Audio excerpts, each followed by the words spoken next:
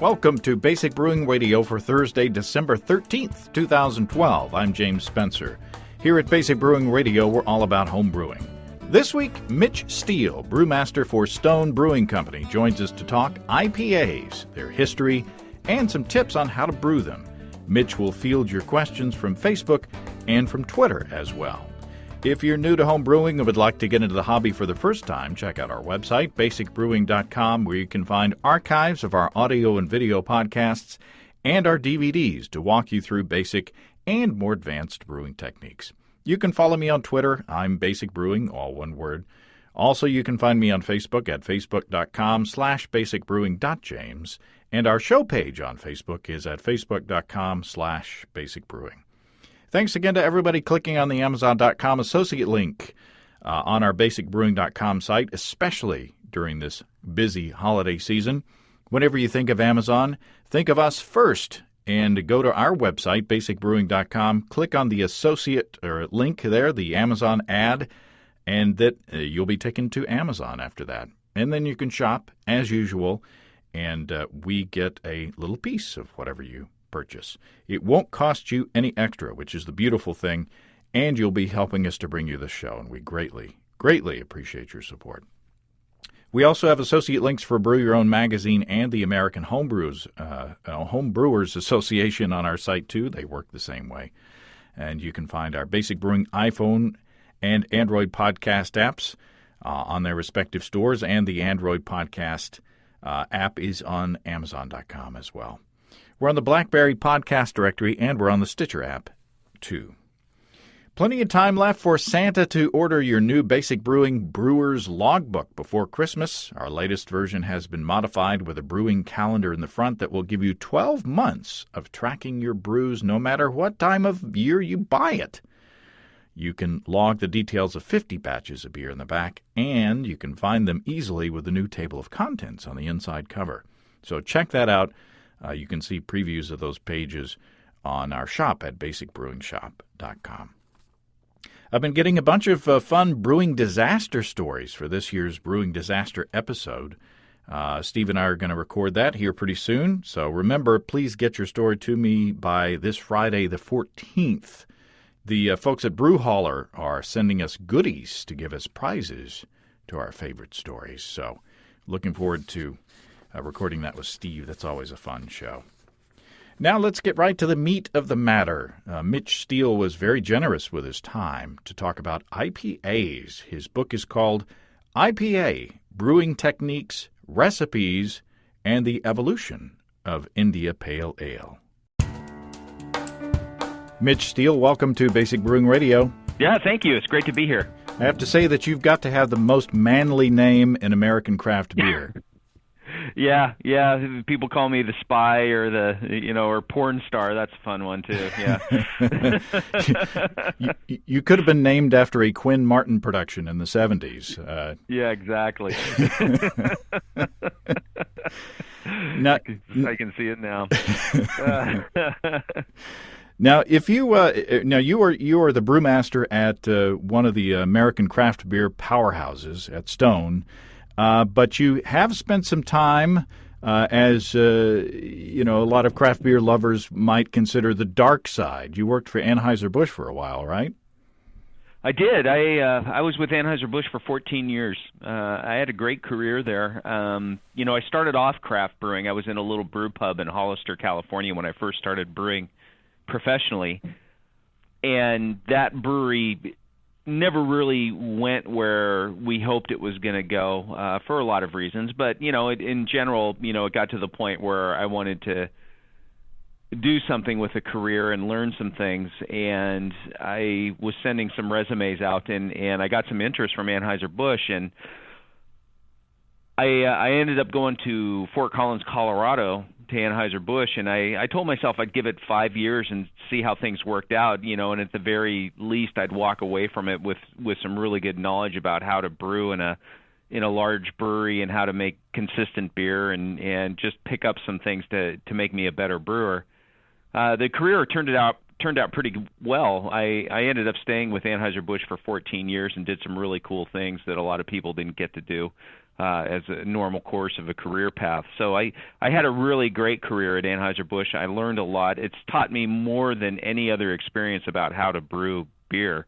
And you can't say enough about how good things about how they approach their brewing process, and whether people like the beer or not, that's one thing. But I tell you, that is or at least it was when I was there, that is a big team of very dedicated technical brewers, and they know their stuff. Whether they approach things the same way now that InBev has taken them over, I can't really say. But at the time, I mean, if I wanted to know about German brewing heritage and German brewing techniques, there was no better place to be than Anheuser-Busch, unless I was in Germany. So I take it that you spend a lot of time defending them.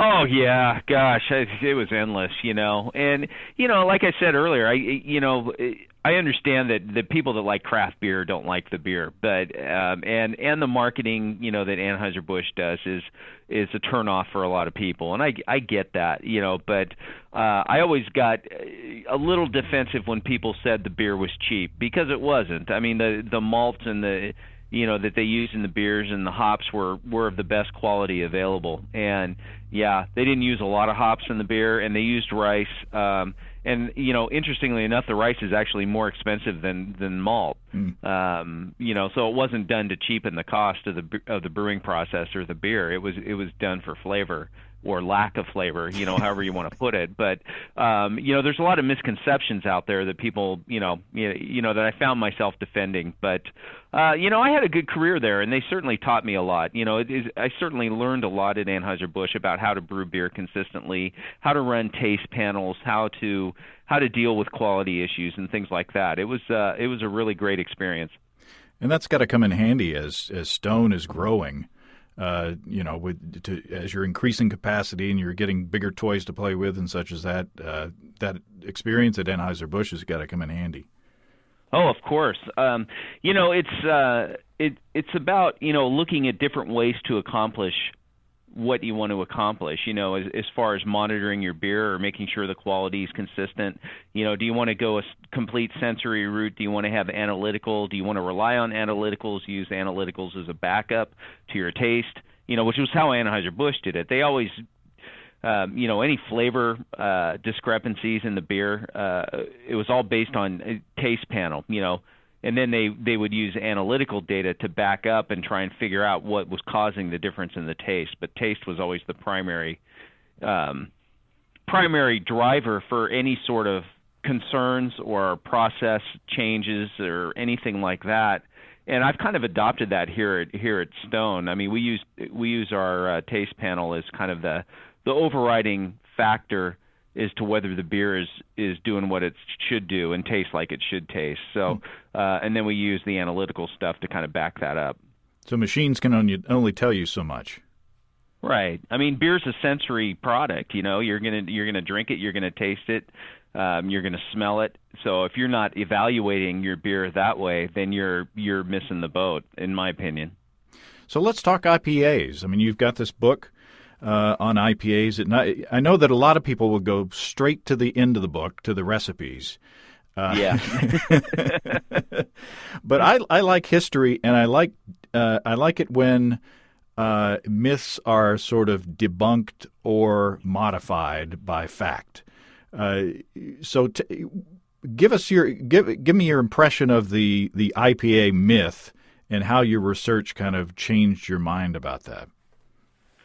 Well, yeah, when I first started learning about India Pale Ale back in I think it was the late '80s or maybe the early '90s, and you hear the story of, that it was invented by Hodgson in England as a beer specifically designed to survive the trip to India, and it turns out that that's more conjecture or an embellished truth rather than the actual fact, and it looks like that it was more serendipitous, that Hodgson was brewing this beer, and it did very well over in India and kind of set the standard for what the India Pale Ale was going to be.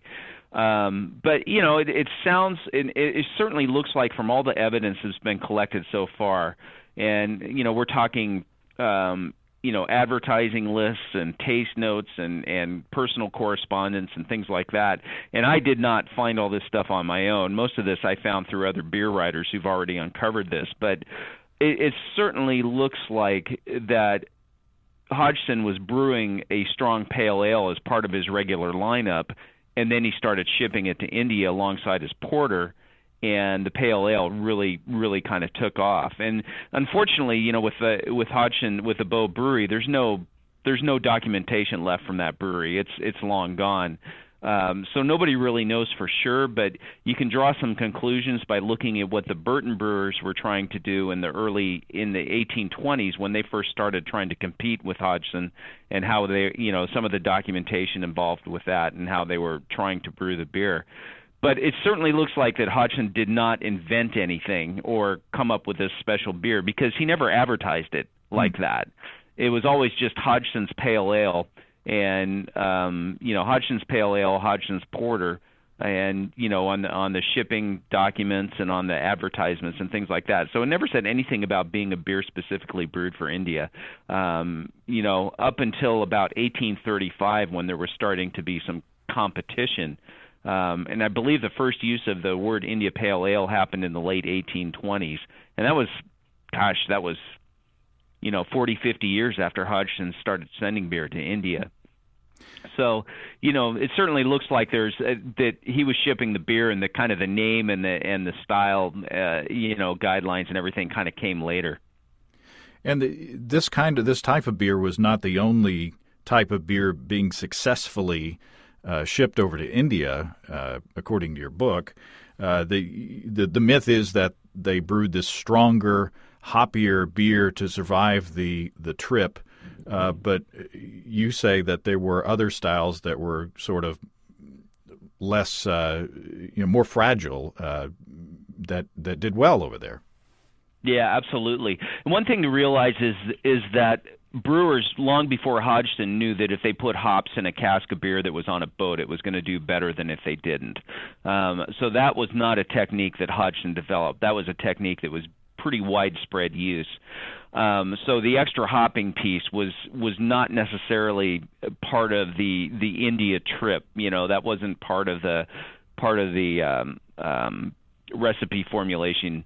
It was just standard procedure. Any beer that went on a boat got an extra dose of hops in the barrel. There's a lot of documentation that shows porter was shipped alongside pale ale to India in the early days, and it's the troops in India, the English army, still preferred porter all the way through the 1800s, and it was more the upper middle class, the higher class colonists in India that really latched onto the India Pale Ale. But both beers were shipped successfully, and then there's documentation that I found that shows that mild ale and other beers were also shipped as well. And it's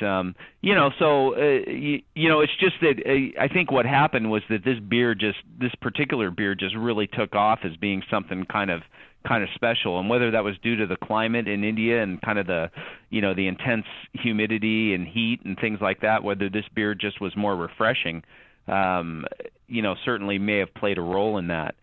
It's interesting because really the only claim that Hodgson invented a special beer came 100 years after Hodgson started shipping beer to India. It was in a book about Burton-on-Trent, and the writer gave credit to Hodgson for inventing this style that the Burton brewers later adapted and started brewing themselves. And that was the first reference to Hodgson ever inventing anything special, or going through this process of invention and beer formulation specific for India. So most beer historians now don't think that Hodgson actually was quite that calculated in what he was trying to do. It was just that he was shipping beer to India, and one of the reasons his beer was so successful was that the brewery was located right next to the India docks, so he was able to work some business deals with the officers on those boats and get the beer on the boats pretty easily. And the fact that he was shipping a pale ale and a porter, the pale ale took off, but that kind of what drove his success, as well as the beer itself. So what's the character of this historical British IPA? You know, there's not any real documentation about Hodgson's beer except some taste notes that it could be very bitter, it could be varying in quality and clarity. The real documentation comes when the Burton brewers, when Salt and Bass and Alsop started brewing their own versions in the 1820s, and then it becomes very clear what the beer was. It was a very golden colored beer.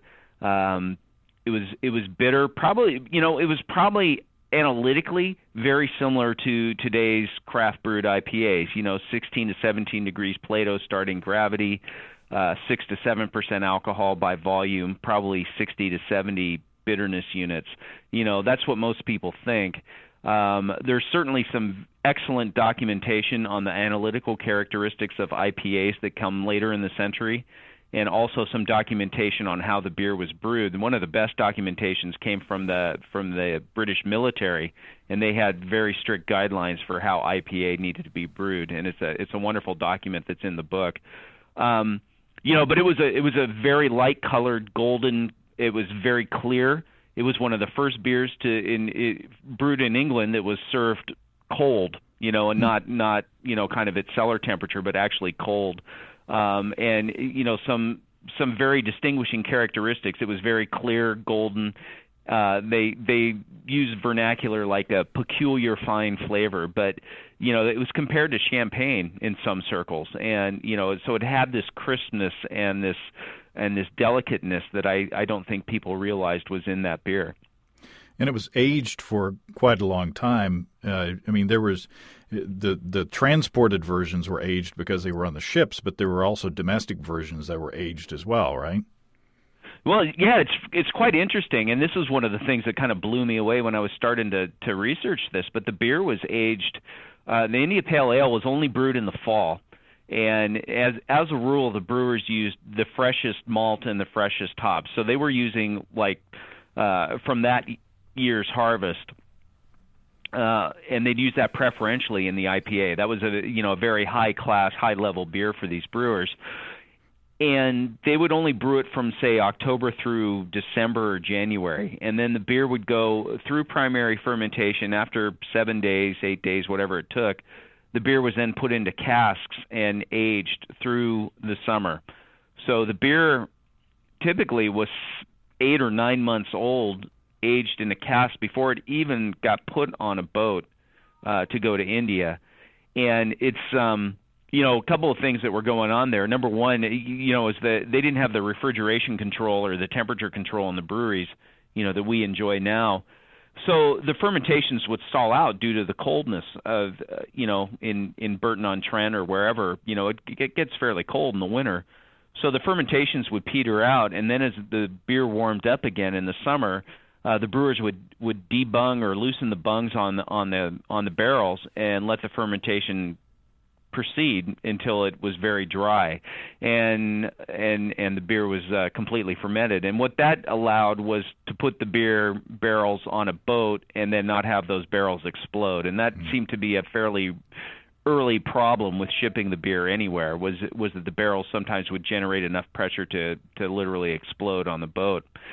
And so, that was a big part of the whole IPA process in the 1800s, was this really long aging time in England before the beer was even loaded on a boat.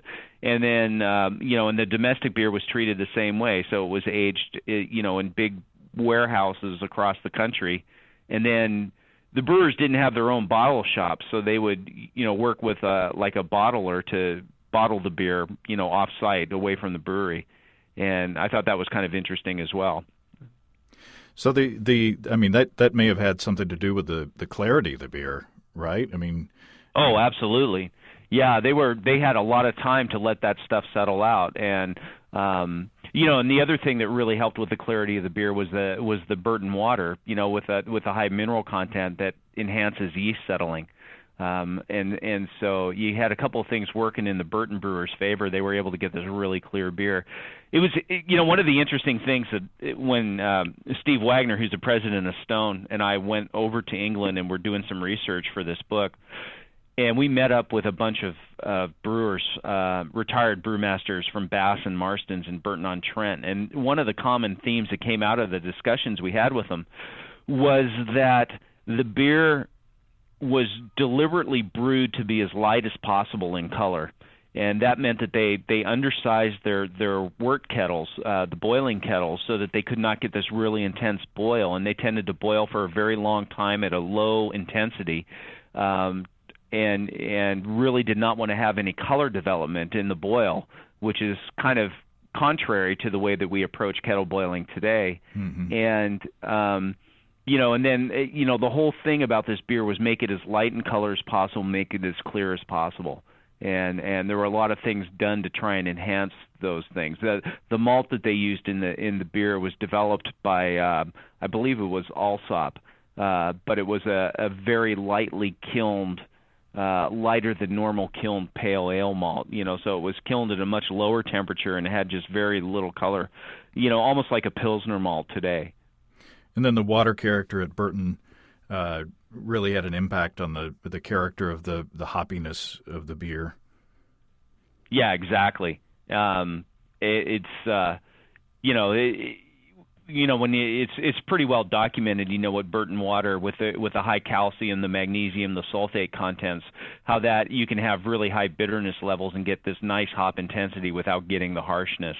So you can make a really bitter beer, and it can be very bitter, but it doesn't come across as harsh. And that's one advantage that I think the Burton brewers had over Hodgson and some of the other London brewers was that the water made a better beer for this particular style of beer.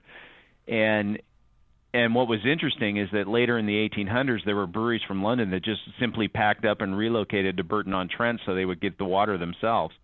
And or they set up separate satellite breweries in Burton-on-Trent. And then later on in the very late 1800s, early 1900s, water chemistry was a little bit better understood. So people started really trying to replicate the water through the addition of salts and such. And talk about the hopping strategy that they used. I mean, they used hops in the boil, right? But then they also put a ton of hops as dry hopping as well. Yeah, the dry hopping could be anywhere from 2 to 3, 4 pounds per barrel. I mean, it was just insane, what they were doing. I mean, at Stone here, I was amazed when I got here from Anheuser-Busch. We were looking at, if we ever did a dry hop beer, quarter pound, half a pound per barrel kind of thing. And I get to Stone and we're doing 3/4 to 1.5 to 2 pounds per barrel in the dry hop. The biggest beer we've ever done, I think, as far as hopping was, 3 or 4 pounds, and we've only done that once. But it's they were using massive amount of hops, and of course, we're talking the preferred hop for the IPA was the East Kent Goldings, which is a pretty low intensity hop, compared to hops today. Flavor intensity and that kind of thing, low alpha acids and such. But even so, people have done the work and said, okay, if you're using 6 pounds per barrel of East Kent Goldings, you're going to get 70 IBUs in the beer. And then, if you're adding another, few pounds per barrel in the dry hop, it's going to be pretty intense. And even with the age, and that's kind of what is I find fascinating, is even though this beer was aged for 9 months before it even got onto a boat, and then you had another 6-month boat ride. By the time the beer got to India, it still apparently had a very distinct East Kent Goldings hop character to it. Now, you talk about the evolution of the style as tastes change over the years, and they got smaller and a bit wimpier over time. But I was surprised to see or to hear that there was a sort of an authentic version brewed here in the United States up until the 60s. Yes, Ballantine IPA. I've never had a Ballantine IPA. I would love to try one sometime. But Ballantine was like, back in the late 1800s, before Prohibition, there were several breweries in the Northeast that were brewing IPAs, and in fact, IPAs were being brewed all over the world. But once Prohibition hit, and all these regional breweries started closing, and many of them didn't, survive through Prohibition and reopen, Ballantine's was one that did, and they kept brewing their IPA through the 1960s, and then in the late 1960s, Ballantine got bought by Falstaff, I believe, and then you start getting into some accounting-driven decisions, and the beer got kind of dumbed down.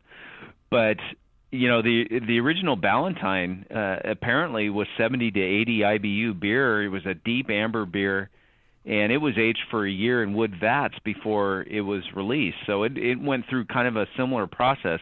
One thing I saw with the brewers in the United States, they may not be using barrels to age their IPA like they did in England, but they were using wood tanks and wood casks. And then they had this very unique dry hopping process where they created a distillation of hop oils from bouillon hops and then added that back to the beer as it sat in those aging tanks. So you ended up with this beer that had this really soft character due to the age, and then it had this intense hop character. I can only imagine what it tasted like because I've never had one, but I've had people describe it to me, and it sounds phenomenal.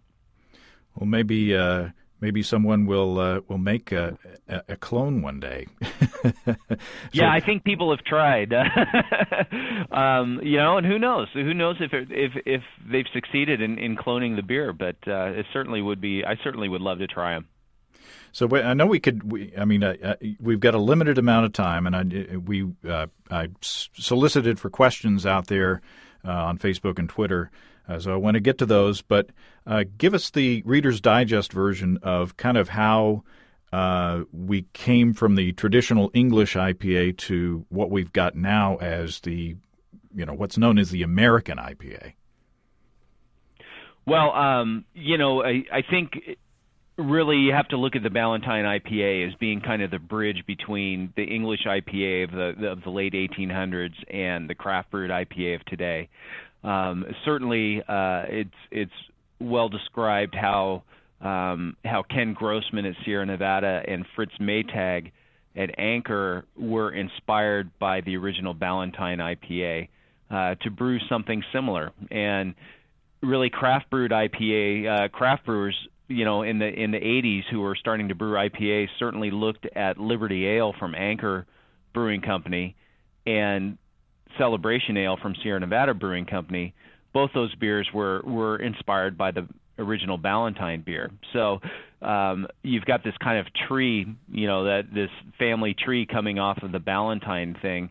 And then you have Anchor Liberty Ale, which was released in, I believe, 1975, and then Celebration Ale, which came a few years later, 1981. And brewers, and those beers the brewers didn't refer to those beers as IPAs, but when people started brewing IPA, certainly they looked at Celebration Ale and Liberty Ale for inspiration and kind of as a starting point. And it's fun. I was brewing in the Bay Area in the late 1980s and early 1990s at the Pub Brewery in Hollister, and I remember brewers up in the Bay Area brewing these IPAs that were just, it was just so intensely hoppy, for the time, and I just loved it. I was just like, oh my God, this beer tastes like pure hops, and and this is, these were not intense beers by today's standards, but at the time they were groundbreaking, and it was like, I remember Rubicon's IPA and some of the IPAs being brewed at Triple Rock and some of the other Bay Area breweries is just kind of blowing my socks off. And, and they all, admittedly, they all took their inspiration from Ken Grossman and Fritz Maytag, who took their inspiration from Ballantine. So it's kind of a neat story, I think. Yeah, and the yeast that Sierra Nevada has made famous apparently came from Ballantine? Yeah, that's the story. I remember asking Ken Grossman that when we talked with him, and he wouldn't officially confirm that, but he said that's what they say.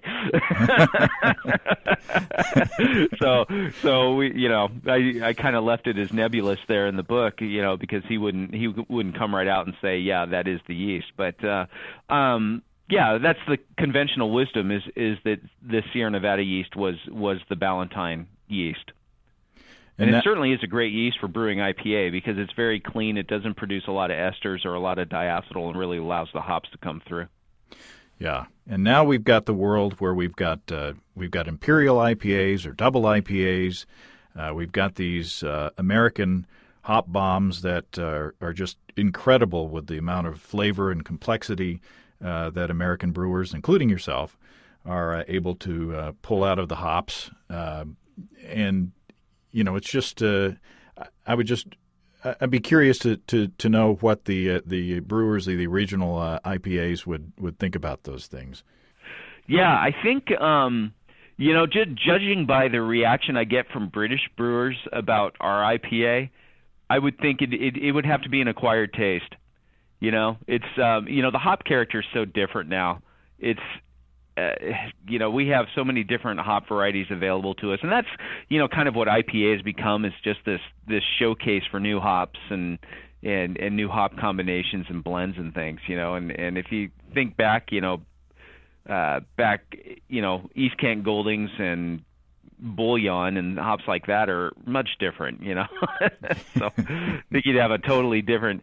I know when we were in England, we brought bottles of Stone Ruination IPA, and the brewers in Burton liked that one. They thought the hop character was really nice in it, and it was definitely American is what they said, but they said they enjoyed it.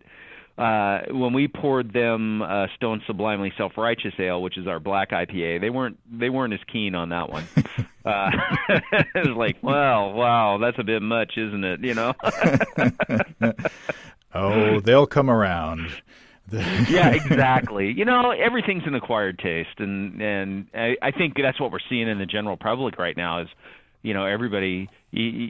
People walk into places and want to taste the IPA first, and it's really an interesting phenomenon because I remember, 20 years ago when I was brewing at San Andreas and Hollister, Bill just said, well, people in this town can't handle an IPA and it's too strong and it's too hoppy and, I don't think it'll work, so I don't want you to brew one. And, and I'm like, oh, come on, and yeah, never was able to talk him into it. But, today, if you don't have an IPA, you're the exception rather than the rule. Right. Well, let's get into to talking about how to brew these things. I mean, especially an American IPA. That's what most of the questions were about. They were about hops. I mean, it's all about the hops. That's what the American IPA is all about. Of course. Yep. So what do you think about when you're designing a recipe for an IPA? I mean, what are the factors around hops that you look at? I mean, you've got some really good information about developing the hop recipe and calculating bitterness. What are the factors that you think are the most important? Well, and it depends on the beer, and I can't give. It's hard for me to give a blanket answer on this one because I'm always trying new things. But I can tell you a couple of things that we look at. Number one, the bittering hop, we want it to be a clean hop. We don't want. We've used hops like Columbus and Chinook in bittering IPAs, and I don't really like that because the character comes through as a bit harsh. At times, and it depends on the recipe. These are generalizations, not absolutes. But in my opinion, you want a nice, clean bittering hop. We like Warrior. We've used Magnum a lot. Hops like that don't have a lot of flavor intensity but provide a nice, clean bitterness. I know a lot of people look at cohumulone. I'm not completely sold on that. There's contradictory evidence out there as to whether cohumulone gives you more or less harshness. The conventional wisdom, the early research was that beers or hops that had cohumulone levels over 30 parts per million were going to give you or 30% or whatever. I don't even know what the measurements stand. I think it's 30% of total oils. If you have cohumulone levels higher than that, the bitterness could come across as being harsh. And that was done, a lot of work by by big brewers research that. And I know Anheuser-Busch believed that very strongly. But there has been some contradictory evidence produced. So in general, I think there are some hops that have higher cohumulone levels that'll work fine in an IPA, but in general, we tend to go for the cleaner bittering hops.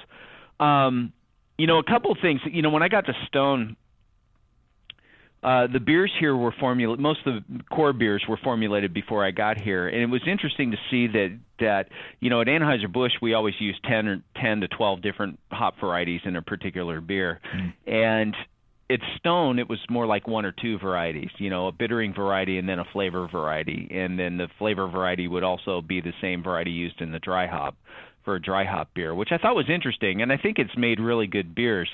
But I've tried to get away from that a little bit with the newer beers, and the Enjoy by IPA that we brew, we use 11 different hop varieties, and part of that is to make sure that if we have some supply issues, which a lot of brewers are struggling with, that we can make some recipe adjustments without it being without it being too noticeable in the beer. If we run out of a certain variety, it's really only 10% of the total hop component, and if we have to change it, we can change it and keep the beer profile the same. Whereas with Stone IPA, which is 99% Centennial in the flavor, if we ran out of Centennial hops, we'd be screwed. And I don't like being in that position. So we've taken, with some of the more recent IPAs, we've taken a little different approach and using more blends. One of the things that we did with the Stone Enjoy by IPA is we used the kind of a adaptation of the hop bursting technique, which I kind of came across through homebrew circles, and it sounded interesting to me. And I know there's some professional brewers that use it, and I wanted to try it in a beer. And so we did use some bittering hops in the beer, but the bittering hops, the early boil hops, only contribute 40% of the total bitterness to the beer, and the rest of the bitterness is coming from late kettle additions and whirlpool additions. So we really stacked it up on the back end. And the thinking, what I understand, the thinking is that the bitterness is going to come across as very mellow as compared to harsh, and you're going to get a lot more flavor complexity and that kind of thing. And I certainly think with the Enjoy by IPA, we've achieved that. The bitterness is over 80 in that beer, but it doesn't taste like it. It tastes bitter, but it doesn't taste that high. And so that's been an interesting technique. Yeah, I had that the other night. It's a tasty beer. Yeah, thank you. To be simplistic about it, everybody who had a sample of it really loved it. So, well, thank you. Yeah, that's awesome. It's very different for us, the way we approach the hopping on that, which was kind of the point. We wanted to kind of do something radically different with the beer, or not, maybe not radical, but for us it was a departure, and that was part of the. When Greg said he wanted to do this beer, I said, "Can I take the opportunity to do a beer this way, with this kind of hopping? Would you mind?" And he said, "No, go for it." So that's what we did. So let's do kind of a speed round with questions. Okay. Scott from Facebook says, "I'd love to hear his thoughts about late addition hops versus dry hopping, and which you prefer." So you talked a bit about hop bursting there, but compare and contrast the two. Yeah, I like a lot of late addition hops. You run into some brew house problems with a lot of late addition hops, if you're concerned with that kind of thing, about getting good trub separation and good wort clarity and actually getting some wort off of the brew. I think they both have a place. If you're brewing an IPA, I think you need to do both. And I think the late hops, you're going to get some flavor. You're also going to get a significant amount of bitterness from those as well. You're going to lose some flavor through fermentation, so you're going to get some flavor scrubbing with the late addition hops. So you can't use one in place of the other, and I think you need to do both. Chad asks, has Mitch experimented with mash hopping? You talk a little bit about it in the book. Yeah, mash hopping's a funny thing. We've done it a few times here. We actually do mash hopping with the Enjoy by IPA. We don't know if we get anything out of it or not, and it's funny because every single beer I've had that's been mash hopped has also been dry hopped to death. So whether you're getting any sort of incremental hop intensity from the mash hop or flavor, I haven't been able to tell because everything has been so heavily hopped later in the process. And so that's one of the things that we're trying to look at right now and trying to understand whether there's some validity to the mash hopping, whether you keep more flavor. And we don't really have the means to do it besides sensory. We're not Sierra Nevada. We don't have a lot of those sensory analyzers or flavor analyzers that they do. But I certainly am curious about it. And, we do it because we think it's kind of cool to do. It's fun, and we like doing it, and it's nice to say. But what we get out of it, we haven't been able to put any sort of quantification to at all. I know there are brewers that swear by it, that the hop flavor components bind with some malt components and then don't get volatilized off. How important that is in brewing an IPA, I don't really know. I doubt it has a whole lot of significance, but it's still kind of cool to do. And is mash hopping similar enough to a first wort hopping to be basically the same thing? Well, that's one of the questions out there. Intuitively, I would say yes, because it kind of depends on how quickly you come to a boil. But if you're getting a significant amount of time where the hops are steeping in 150, 160 degree wort or mash, I can't see where it makes difference whether it's a liquid form or a mash form. But I don't know for sure. My intuition tells me that they'd be pretty similar. Derek from Twitter asks, which hops has he found to be most complementary with each other? And then Kenneth on Facebook asks, which American hops do not go together? So, I've gotten that question before. Those are great questions. I love the blend of Simcoe and Amarillo. You get the piney and the cattiness from the Simcoe, but you tone it down with this kind of mellow tropical fruit intensity from the Amarillo. Centennial works great with Columbus, with Chinook. Centennial works great with any C hop. One of the nice blends we've tried recently was Centennial and Citra in a dry hop blended together, and that was just absolutely phenomenal. And we did a beer, just a small batch. We took some Stone IPA, which is dry hopped with Centennial, and then did a second dry hop with Motueka from New Zealand. And boy, that was just a fruit bomb. It was just beautiful. So my favorites change every year as we try new things, but I think that's probably a good place to start. Clashes. Flavor combinations. Are there any that clash? Yeah. To me, Columbus is a hop that can clash with other hops sometimes. And, the one exception to the Centennial with any C hop is Centennial and Columbus didn't work for us. And maybe, there's a lot of variation in Columbus supply in the flavor characteristics of that, how garlicky it is or how not garlicky it is. I remember when Columbus first came out, it didn't have as much, it seemed to be more citrusy than it comes across as now, but that may be just our supply or whatever. But that was a hop we kind of struggled with using as a dry hop. It just didn't seem to blend well with anything. Other than that, not really. I mean, I think, I haven't seen any real bad flavor results, Sometimes Chinook can be a little overwhelming and can overwhelm the other hop, but in general, if you create a good blend proportion, you don't have to use 50-50, you just have to watch it because it can kind of overwhelm. So, I think it's fun to blend hops. I think it's, sometimes the impact can be synergistic and where you get more than the sum of the two parts. And that's kind of what we saw with the Simcoe Amarillo. So that's the one that sticks out in my head as being particularly nice. Jeremy from Twitter asks about using rye in an IPA. I do like using grains like rye in an IPA. I think it adds, malt flavor complexity that, but doesn't add sweetness or anything that will overwhelm the hops. So a rye IPA to me is a really nice beer. I say a lot in the book about minimizing use of crystal malts in IPA, and I believe it's important. There's a couple of reasons why, but number one, it just adds a level of sweetness and malt intensity that really can not clash, but can kind of mask the hop character if you use a lot of crystal malt. And then as the beer ages, the crystal malt immediately turns into that dried raisin fruit character, which really knocks the hop character down. Brewing an IPA with a grain like rye or wheat or something like that, or even a light Munich malt, you can get a lot of malt complexity and get a very complex beer, but still maintain that really good hop intensity that you want in an IPA. So I'm a big fan of using rye. I don't like doing it here in our brewery because our beers don't lauter well with rye, but we'd like to have a rye IPA in our lineup if we can get them through the lauter ton, but we just can't seem to do it. It is sticky.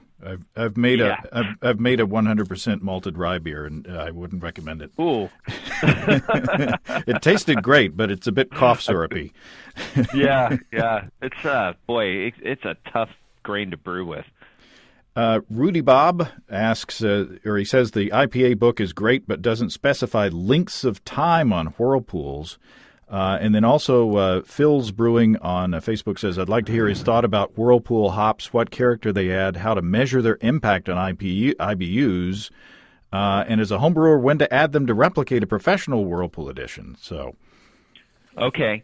I didn't get into time on the whirlpool and the recipe because everybody was different and nobody really gave me that number. There's kind of some standards that, with a whirlpool process, you're going to have a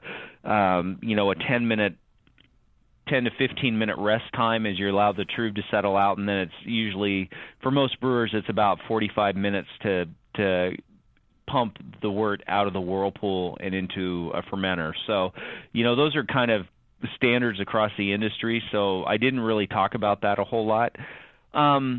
Whirlpool hopping, we use a lot of it at Stone, and I've become a big fan of it. You get a lot of character out of whirlpool hopping, more so than late kettle hopping. If you want to replicate what professional brewers do, just simply add the hops, turn off the flame on your boil, and then add the hops, and then stir your wort, and you're pretty much, you got it. I mean, most brewers, what they're doing is just dumping hops into an empty whirlpool and then transferring the wort over into it. Those brewers that have separate whirlpools. If you're a pub brewer or a small brewer that you whirlpool in the kettle, typically you turn the flame off, you shut the heat supply off, and then you add the hops and then do your circulation. So that's kind of the way it goes. We tend to load up on the whirlpool hops here at Stone, and we get a lot of flavor out of that, depending on the hop variety and the beer, of course. I remember just a kind of an anecdotal story. The very first Enjoy by IPA that we brewed here at Stone, we tasted the beer before it had been dry hopped, and we do that every morning. We taste fermenters and stuff, and we tasted this beer, and it was so hoppy, coming out of the fermenter before we even dry hopped it. We knew it was going to be just a hop monster. It was like, oh my God, did we already dry hop this? Kind of conversation. And you do get a fair amount of hopping bitterness out of the whirlpool hops as well. We are in the process of doing some studies to try and quantify that and look at utilization numbers, but it looks like the utilization numbers are, somewhere in the 10% range, maybe 15%. So you do get a surprisingly large amount of bitterness from the hop addition in a whirlpool. And that's got to depend on the temperature that you keep that wort at, and the length of time, and different systems are going to have different setups. Certainly, yeah, and you need to be above 185 Fahrenheit, I believe, to actually isomerize the alpha acids and get some bitterness. So most people, when they're in a whirlpool, the wort's going to be higher than that. It's going to be 190 to 200 or so.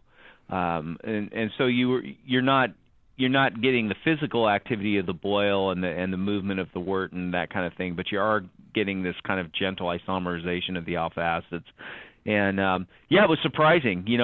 Like I said, we're gonna try and present at the Craft Brewers Conference some of this information, but we're just really kind of dialing into that now, trying to understand it better.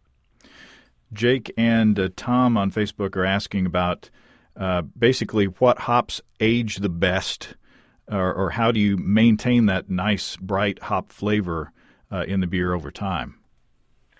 Yeah, great question. I think if anybody had the real, the one answer to that, they'd be very successful. It's a constant battle. The one thing that we're kind of looking at right now is doing multiple huge, varieties in the late kettle editions. That seems to really help with retaining hop character.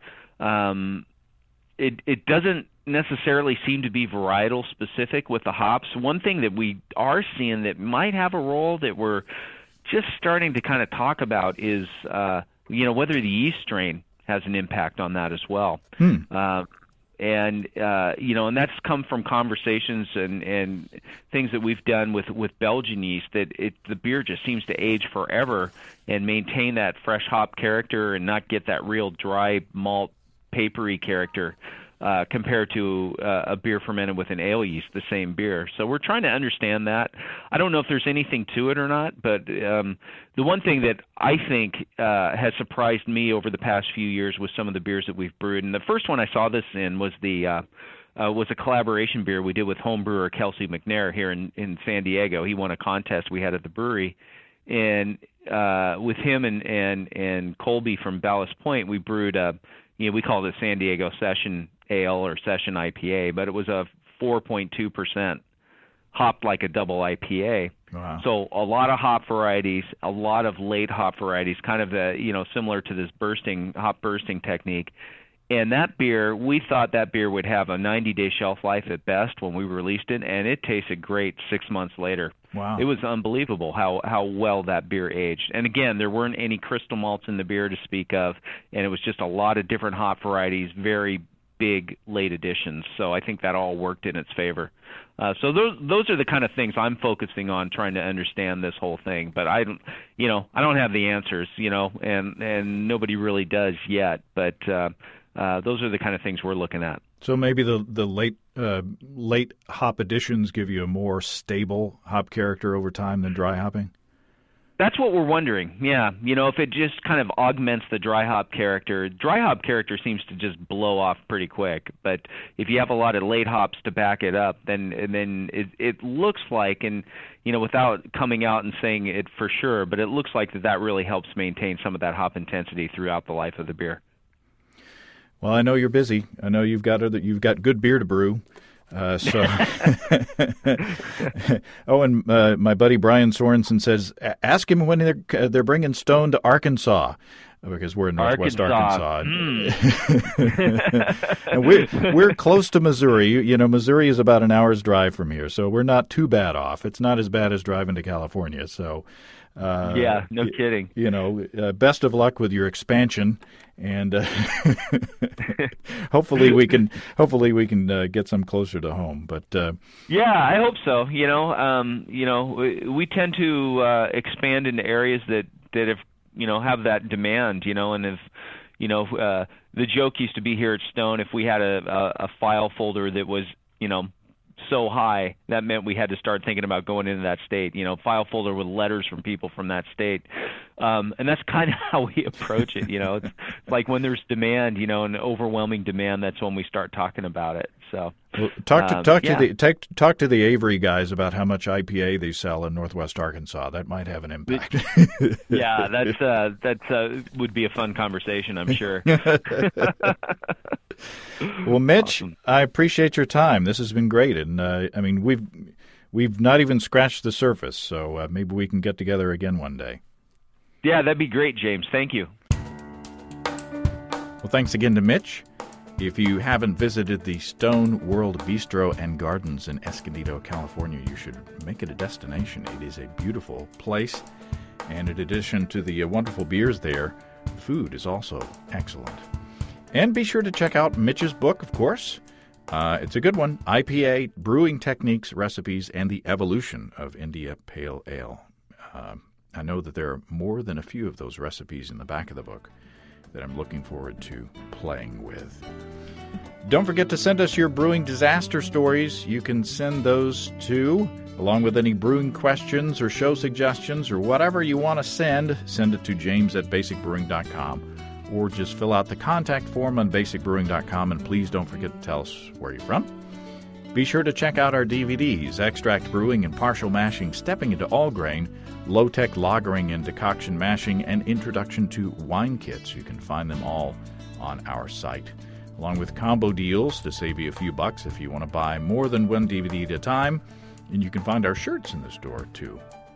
And don't forget, our Brewers Logbooks are now on the store, available to order, and they are going out by the bunches every day, and we greatly appreciate that. You can see a listing of the fine folks who sell our DVDs across the country on basicbrewing.com, and if there isn't a vendor in your area, you can order them online in our online shop at basicbrewingshop.com.